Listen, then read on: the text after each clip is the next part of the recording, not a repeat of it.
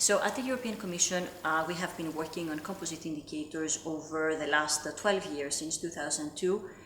We have audited more than 60 composite indicators upon invitation of their developers, and we try to help them see within their tools, see the statistical properties of their tools, which often go unnoticed. We have, together with the OECD, published in 2008 a handbook on composite indicators, which lists not only different methodologies, but also good practices and the lessons learned. So the first aspect would be the aggregation formula. It is not a matter of, it's not just a mathematical choice. There is a certain concept behind it. And what I would really urge people that are working on this field do is not to use the simple arithmetic average, because there are many pitfalls. For example, the arithmetic average doesn't care where you improve. Another formula, such as the geometric average, for example, would certainly care, and if you improve on the dimensions that you're weak, you get more points. So this is the right concept for sustainability, to urge countries to improve on the dimensions that they are very weak. Another concept I would certainly consider as highly relevant and very important as well is tackling the statistical coherence of the conceptual framework.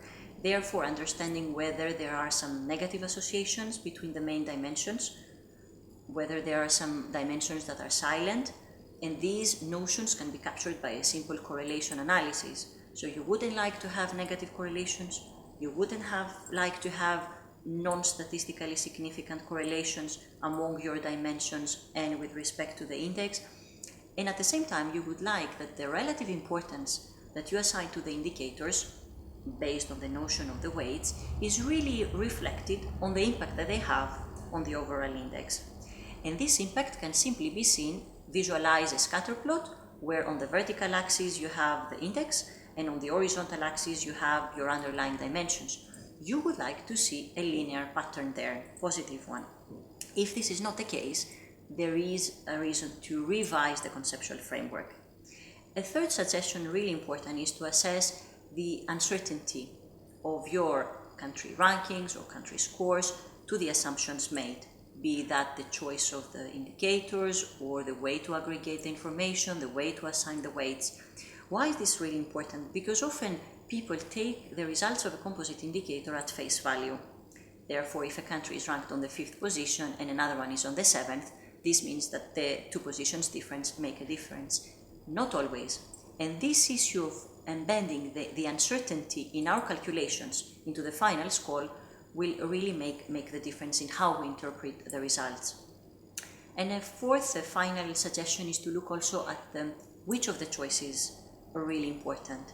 Is it really important to estimate the missing data that we have? Is it really important to choose one set of weights versus another? Quite often we see that people enter into lengthy discussions as to whether, for instance, to estimate the missing data or not. But quite often this choice doesn't matter.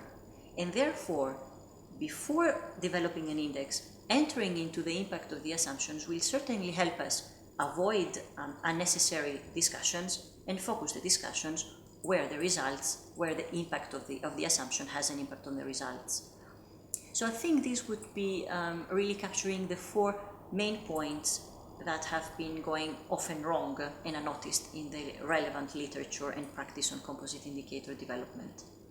What composite indicators should be seen is not really the end of the discussion, but the starting point of the debate. So really, composite indicators should not be seen as concluding remarks on a certain notion. Their main aim is to summarize complex phenomena and to initiate the debate on them, and also to help people think about what really matters when monitoring a phenomenon such as sustainability. So be critical on composite indicators, but in a constructive way, because there is an added value in them.